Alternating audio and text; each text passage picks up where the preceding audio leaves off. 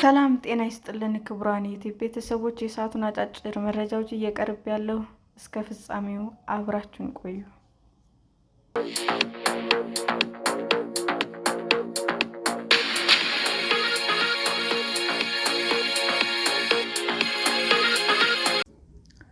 ቢገድሉኝ ይሻል ነበረ። የሴቶችን ሕይወት እያበላሸ ያለው የተዘናጋው የአማራ ክልል ጦርነት።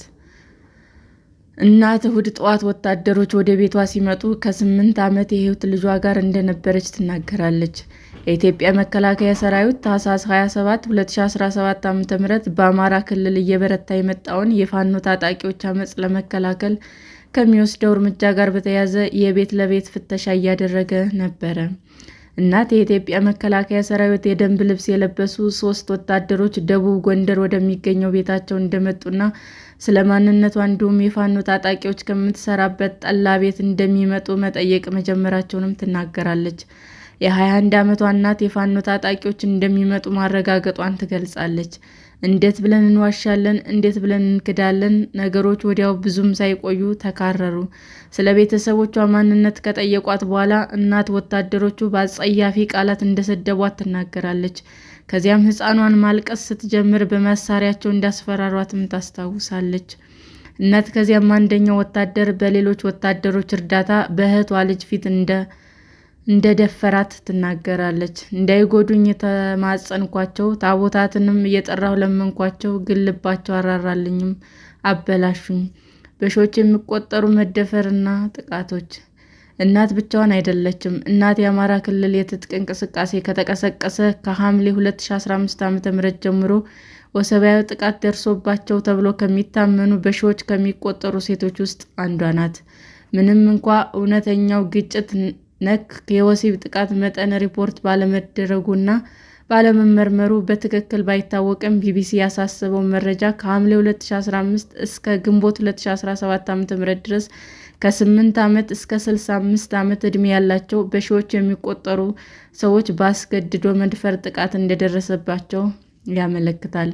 ገለልተኛ መገናኛ ብዙኃን በክልሉ ያለውን ግጭት ለመዘገብ በተጣለባቸው ክልከላና ገደብ ምክንያት ወደ ክልሉ መግባት ባይችሉም የቢቢሲ የናይሮቢ ጋዜጠኞች ቡድን የአስገድዶ መድፈር ጥቃት ተጎጂዎችና የጤና ባለሙያዎች በማነጋገር ቀውሱ በሰብአዊነት ላይ እያሳረፈ ያለውን ጠባሳ የሚመለከት መረጃ አግኝተዋል። የአማራ ክልል የትጥቅ ግጭት መንግስት ለ2 ዓመታት በነበረው ደም አፋሳሽ የትግራይ ጦርነት የተሳተፉትን ኃይሎች ጨምሮ የክልል ልዩ ኃይሎችን ለመበተን ሲሞክር ነበር የፈነዳው። የፋኖ ኃይሎች በእርምጃው ክህደት የተሰማቸው ሲሆን እንደ መብት ተሟጋቾች መረጃ በተለይም የአማራ ማህበረሰብ ላይ ያነጣጠሩ ጥቃቶች መባባሳቸው ተከትሎ ከትግራይና ከሌሎች ክልሎች የደህንነት ስጋት እንዳሳደረባቸውም ያምናሉ። ከወራት አለመረጋጋት በኋላ የፋኖ ኃይሎች በወሰዱት እርምጃ ዋና ከተሞችን በመቆጣጠር አመጻቸውን ጀምረዋል። የፋኖ ኃይሎች ራስን በራስ የማስተዳደር ትግልና ማህበረሰቡ በመንግስት ደርሶበታል ብለው ከሚያምኑት የዓመታት መገለል እየተከላከሉ እንደሆነም ይናገራሉ። የፋኖ ኃይሎች ጽንፈኛ ብሔርተኛ የሚላቸውን መንግስት ለአመጹ ምላሽ የድሮን ጥቃቶች ጨምሮ ከባድ እርምጃ እየወሰደ ነው። ግጭቱ ሲጀምር አንስቶ ሁለቱም ተፋላሚ ወገኖች ያለ ፍርድ ግድያ፣ ከህግ ውጭ እስራት፣ አስገድዶ ስወራ፣ የንብረት ውድመትና ዘረፋ እንዲሁም ሰፊ ወሲባዊ ጥቃቶችን ጨምሮ በርካታ የሰብአዊ መብት ጥሰቶችን በማድረስ ይከሰሳሉ። አምነስቲ ኢንተርናሽናልን ጨምሮ የመብት ተሟጋች ድርጅቶች መንግስት ተመጣጣኝ ያልሆነ ጥቃት መፈጸሙን የሚያሳይ ማስረጃ እንዳለ አሳውቀዋል። ድርጅቶቹ ከዚህ በተጨማሪ የአማራ ማህበረሰብ በኢትዮጵያ አንዳንድ አካባቢዎች በጸጥታ ኃይሎችና በሌሎች ታጣቂ ቡድኖች ሆን ተብሎ በሚፈጸሙ ጥቃቶች ኢላማ እንደሆነም ይናገራሉ። እናት የጥቃቱ ሰለባ ከመሆኗ በፊት በቤተሰቧ ውስጥ እንዳሉ ሌሎች ሴቶች ሁሉ በኦርቶዶክስ ሃይማኖት አስተምህሮ መሰረት በተክሊል የማግባት እቅድ ነበራት። ከዚያ ቀን በፊት ወንድ ወይም የወሲብ ግንኙነት አላውቅም ነበር ትላለች። አበላሽተውኝ ሄዱ፣ ቢገድሉኝ ይሻል ነበረም ብላለች። ቤተሰቦች መንገድ ዳር ወድቄ አገኙኝ። የ18 ዓመቷ ትዕግስት የምዕራብ ጎጃም ነዋሪ ስትሆን የመደፈር ጥቃት ከመፈጸሙ በፊት ቤተሰቦቿ ሻይ ቤት ትሰራ ነበረ።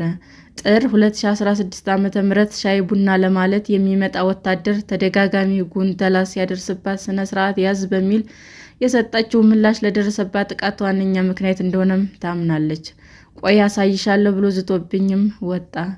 ምሽት አካባቢ ከስራ ወደ ቤቴ ስትመለስ ትዕግስት ቀን ላይ የጎንተላ ጨምሮ 3 ወታደሮች መንገድ ላይ አድፍጠው እንደጠበቋትና መንገድ ዳር በድቦ እንደደፈሯትም ትናገራለች። ቤተሰቦቿ ስቆይባቸው እኔን ፍለጋ ሲመጡ መንገድ ዳር ወድቄ ያገኙኝ ስትል ታስታውሳለች። ትዕግስት አፈሰው ወደ ጤና ጣቢያ ወሰዱኝ። እዚያም 5 ቀን ቆየሁ። ጥቃቱ ከተፈጸመባት ጊዜ አንስቶ ትዕግስት በሰዎችና በውጭው ዓለም ፍትሐት ተሸብባ ከቤቷ መውጣት እንደማትችል ትናገራለች። ፍርሃት ስላደረብኝ ስራውንም ተውኩት። ወታደሮችን ሳይ በጣም እፈራለሁ፣ ወንዶችንም ሳይ ፍርሃት ያድርብኛል፣ እሸሻለሁ ትላለች። ጥቃቱ ከደረሰባት ከዓመታት በኋላ ትዕግስት የምታውቀው ሕይወት እንዴት እንደተመሰቃቀለ ስትገልጽ ከእጮኛዋ ጋር መለያየቷንና ምን እንደተፈጠረ ምክንያቷን እንዳልነገረችውም ትገልጻለች። በተስፋ መቁረጥ ስሜት የተዋጠችው ትዕግስት ራሷን ለማጥፋት ብትሞክርም ቤተሰቦቿ በጊዜ ደርሰው አትርፈዋታል። ከዚህ ጊዜ በኋላ ትዕግስት በተደጋጋሚ ራሷን ለማጥፋት አስባ እንደነበረም ሳትደብቅን ነገር ግን ለቤተሰቦቿ ራሷን ለማጥፋት በድጋሚ እንደማትሞክር ቃል መግባቷንም ትናገራለች። ሴት ሆኖ መፈጠር ያስጠላል። ቤቢ በአማራ ክልል ስለተፈጠረው ቀውስ መረጃ ለማግኘት 4% ከሆኑት የክልል 43 ጤና ጣቢያዎች እና የሕክምና ምንጮች መረጃዎችን ሰብስቧል። በእነዚህ ተቋማት ከሐምሌ 18 2018 ዓ.ም እስከ ግንቦት 2017 ዓ.ም ድረስ 2697 ሰዎች ያስገድዶ መድፈር ጥቃት እንደደረሰባቸው ሪፖርት አድርገዋል። ከእነዚህም ውስጥ 45% የሚሆኑት ከ18 ዓመት በታች የሆኑ ታዳጊዎች ናቸው። ከተጎጂዎች ውስጥ ከግማሽ በላይ የሚሆኑት በደረሰባቸው ጥቃት በአባላዘር በሽታ ሲያዙ፣ በርካቶች ደግሞ ለእርግዝናና ለከባድ የሥነ-ልቦና ቀውስ ተዳርገዋል። ይሁን እንጂ በርካታ የወሲብ ጥቃት ተጎጂዎች መገለልን በመፍራት የአባላዘር በሽታ መያዛቸውን ወይም መፀነሳቸውን ላለማወቅ የተፈጸመባቸውን የመደፈር ጥቃት ሪፖርት ማድረግም ሆነ የሕክምና አገልግሎት ማግኘት አይፈልጉም። ለዚህም ነው በደህንነት ስጋት ስማቸው እንዳይጠቀስ የፈለጉ አንድ ከፍተኛ የጤና ባለሙያ በአማራ ክልል ግጭት ወደ ጤና ተቋማት የመጡ ተጎጂዎች ከባህር በጭልፋ ናቸው የሚሉት። ለምለም እንደ HIV አይነት በሽታ ተላልፎብኝ ሊሆን ይችላል በሚል ስጋት የተፈጸመባትን ያስገድዶ መድፈር ጥቃት ሪፖርት ካላደረጉትና የሕክምና እርዳታ ካላገኙ ተጎጂዎች መካከል ናት። የ23 ዓመቷ የደቡብ ጎንደር ነዋሪ ታኅሳስ 28 2017 ዓ.ም የመንግስት ወታደሮች በተለመደው እንቅስቃሴያቸው መሳሪያ ያለውን ሰው ጠቁሚን ብለው መረጃ ፍለጋ ወደ ቤታቸው መምጣታቸውንም ትናገራለች። የሚፈልጉትን መረጃ ባለመስጠቷ አንደኛ ወታደር ከዛተባት በኋላ እንደደፈራትም ትናገራለች።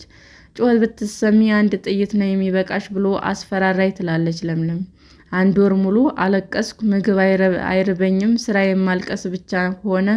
ቆሜ ለመሄድም ተቸገርኩ፣ ህመምተኛ ሆንኩ። ማህበረሰባዊ ሐሜትን በመፍራት ጭንቀት ውስጥ መግባቷን የምትናገረው ለምለም ከቤተ ክርስቲያን መራቋንም ትናገራለች። ሴት ሆኖ መፈጠር ያስጠላል። ወንድ በወንድ ደብድበው ጥለውኝ ይሄዳሉ እንጂ እንደዚህ ህይወቴን አያበላሹትም ነበር ስትል ለምለም የደረሰባትን ጥቃት ቁስል በሴትነቷ ላይ ያሳደረባትን ከባድ ስሜትም ታብራራለች። ቢቢሲ ያነጋገራቸው የጤና ባለሙያዎች ግጭቱ ከተቀሰቀሰ በኋላ ወሲባዊ ጥቃቶች በከፍተኛ ሁኔታ መጨመራቸውን ተናግረዋል። እያለቀሱ በፍርሃት እየተንቀጠቀጡ ለማውራት የከበዳቸው ነው የሚመጡ ሲሉ አንድ የጤና ባለሙያ ተጎጂዎችን ስሜትም ይገልጻሉ። ሆኖም ወደ ጤና ተቋማት የሚመጡ ተጎጂዎች የአጥቂዎቻቸውን ማንነት ለመናገር እንደሚያመነቱና ፍትሐት ፈልገው እንደማይመጡ ባለሙያዎች አመልክተዋል።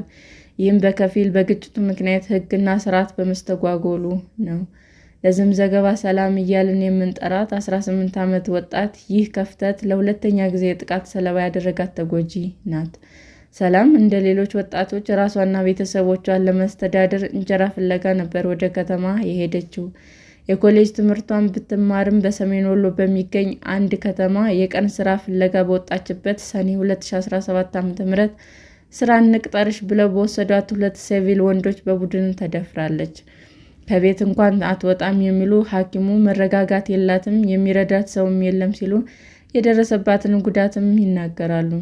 ይህም ሰላም ምንም ያህል የአእምሮ ቁስለት እንደደረሰባትና ብቸኝነት ውስጥ እንዳለችም አጉልቶ ያሳያል። ምንም እንኳ ሰላም ጥቃቱን ለፖሊስ ሪፖርት ብታደርግም ከወራት በኋላ ቢሆን ተጠርጣሪዎች አልተያዙም። ፋይሉ ምን ደረጃ ላይ እንዳለ አይታወቅም። ከዚህ በፊት ከተማ ላይ የሚታየው ከዚህ ውስን ነበር። ለሕግ በአስቸኳይ ነበር የሚቀርበው። አሁን ተጎጂዎች ድጋፍም አያገኙም ያለው ሁኔታ ነው ክፍተቱን እየፈጠረ ያለው ሲሉ የጤና ባለሙያ የግጭቱን ዙሪያ መለስ ዳፍ ይገልጻሉ። ቢቢሲ ያነጋገራቸው የጤና ባለሙያዎች ለሕክምና ወደ ጤና ተቋም የሚመጡ ተጎጂዎች በእርግዝና ፍርሃት ምክንያት መሆኑንም ተናግረዋል። ሌሎች ደግሞ ጥቃቱ ከደረሰባቸው በኋላ ዘግይተው ወደ ጤና ተቋም የመምጣት አዝማሚያ ያላቸው ሲሆን ኤች/አይቪን ጨምሮ የአባለዘር በሽታዎች መከላከያ በማይሰሩበት ወቅት ይደርሳሉ። በተለይ በጎጃም አካባቢ ዘግይቶ ወደ ሕክምና ተቋም የመምጣት አዝማሚያ ከፍተኛ ሲሆን አብዛኞቹ ተጎጂዎች አፋጣኝ የእርግዝና መከላከያ ፖስት ፒል እንዲሁም የኤች/አይቪ ቅድመ መከላከያ አይወስዱም ብለዋል። ኤች/አይቪ ፖስት ኤክስፖዘር ፕሮፊላክሲስ በሚባል ሕክምና አስቀድሞ መከላከል የሚቻል ሲሆን ነገር ግን ሕክምናው ጥቃቱ ከተፈጸመ በአጭር ጊዜ መሰጠት አለበት። ሌላ የጤና ባለሙያ ግጭቱ ባሳደረው የትራንስፖርት መስተጓጎል እና መንገድ መዝጋት ምክንያት በርካታ ተጎጂዎች የሕክምና አገልግሎት ለማግኘት መቸገራቸውን እንደሚገልጹም ተናግረዋል። አንድ ከፍተኛ የጤና ባለሙያ በዚህም የተነሳ ሕብረተሰቡ ጤናና የማህበራዊ ቀውስ ሊከሰት ይችላል የሚል ስጋት አላቸው። ከጤና ተቋም በተሰበሰበ መረጃ መሰረት ባለሙያው የኤች/አይቪ ስርጭት እንደሚጨምር የሚያሳዩ ምልክቶች አሉ። የስነ አእምሮ ስነ ልቦና ጤና ችግሮች እጅግ የከፋ ደረጃ ሊያደርስ ይችላል በማለት ስጋታቸውን ሲገልጹ ራሳቸውን ያጠፉ ተጎጂዎች መኖራቸውንም ጠቁመዋል። በ2015 ዓ.ም የወጣው የኢትዮጵያ ጤና ሚኒስቴር አሃዛዊ መረጃ የአማራ ክልል ኤች/አይቪ የስርጭት ምጣኔ ከ100 ሰዎች 1.1 ከ1000 ሰዎች ደግሞ 1,000 ሰዎች 111 ሰዎች መሆኑንም የሚያሳይ ሲሆን ይህም ከብሔራዊ አማካኝ ምጣኔ ከፍ ያለ ነው። የመደፈር ጥቃቶች በግጭቱ እየተሳተፉ ባሉት በሁለቱም ተፋላሚ ኃይሎች እየተፈጸሙ ቢሆንም የጤና ባለሙያዎች ከፋኖ ታጣቂዎች በበለጠ የመንግስት ወታደሮች ማየታቸውንም ተናግረዋል። ስማቸውን እንዳይጠቀስ የፈለጉና ለመረጃ ቅርብ የሆኑ አንድ የመንግስት ሰራተኛም ከፋኖ ጋር የተያያዘ ጥቃቶች ውስን መሆናቸውን የጤና ባለሙያዎች ሀሳብ በማጠናከር ገልጸዋል። አብዛኞቹ ያስገድዶ መድፈር ጥቃቶች መከላከያ ሰራዊት ካምፕ በመሰረተባቸውና በሚቆጣጠራቸው ከተሞች አካባቢ እየተፈጸሙ ቢሆንም ባለሙያዎቹ የከተማ ነዋሪዎች የተሻለ ግንዛቤና የጤና አገልግሎት ስለማያገኙ ጥቃቶች ሪፖርት በማድረግ አዝማሚያዎች ከፍ ያለ ነው ይላሉ።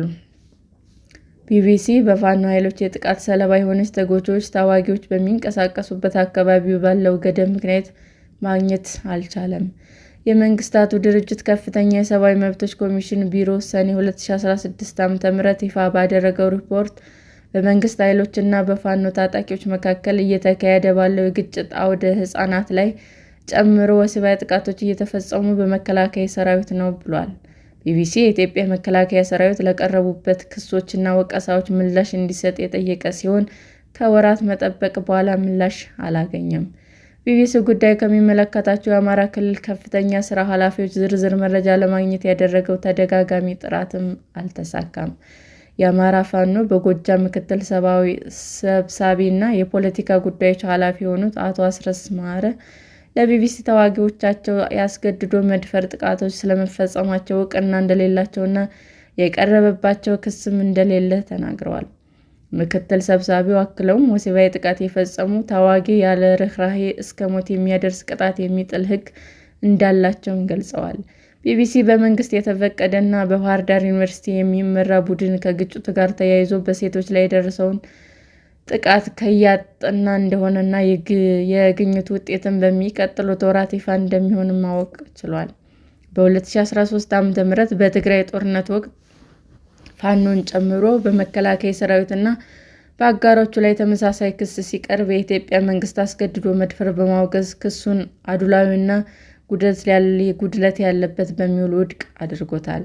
እስካሁን ድረስ አጥቂዎች ላይ የተወሰደ ይፋዊ እርምጃ ስለመኖሩ ለሕዝብ አልተገለጸም።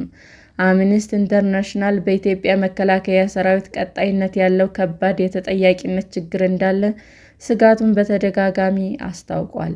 የተቋሙ ተመራማሪ ሃይማኖት አሸናፊ አጥቂዎች ወደ ፍትሕ ለማምጣት ትርጉም ያለው ጥረት የለም ይላሉ። እስካሁን ድረስ እየተዋጉ ነው። ለፈጸሙት ጥቃት ካለምንም ቅጣት እስካሁን እየተንቀሳቀሱ ነው። ሕይወት የሚቀይር ጥቃት የተፈጸመባቸው ተጎጂዎች ፍትሕ ያስፈልጋቸዋል ብለዋል። ለእናት ጥቃቱ ያስከተለባት ፈተና ብዙ ነው። ጥቃቱ ከተፈጸመባት ከ1 ወር በኋላ የደረሰባት የአእምሮ ቁስለት ለማምለጥ መንደሯን ለቅቃ ተሰዳለች። ከዚያ ግን ከጥቃቱ መጸነሷን ተረድታለች። ያስመልሰኝ ጀመር ስትልም ታስታውሳለች። እናት ጽንሱን ለማቋረጥ አስባ ነበር። በኢትዮጵያ የመደፈር ጥቃት የደረሰባቸው ሴቶች እስከ 12 ሳምንት እርግዝና ድረስ ጽንስ ማቋረጥ በሕግ የተፈቀደ ነው። እግዚአብሔርን ፈራሁ፣ እናቴም አሳዘነችኝ፣ ብሞትባት ምን ትሆናለች ትላለች እናት የሕይወቷን አጣብቂኝ ምርጫ ስታብራራ። በመጨረሻ እናት ባለፈው ዓመት ነሐሴ መጨረሻ ላይ ከ3 ቀናት ምጥ በኋላ ሴት ልጅ ተገላግላለች። ምንም እንኳን እናት ልጇን የደረሰባት የመደፈር ጥቃት ውጤት ብትሆንም የእግዚአብሔር ስጦታ አድርጋ ትመለከታታለች። ይሁን እንጂ አሁን ላይ እናት ከዘመድ ተጠግታ የምትኖር ሲሆን ልጇን መንከባከብ ስላለባት ስራ መስራት አትችልም። እናት ልጇን ለማሳደግ፣ ራሷን ለማስተዳደር የወደፊት ጊዜ ያስጨንቃታል። ይህ መኖር ከተባለ አዎ እየኖርኩ ነው ስትልም ታክላለች።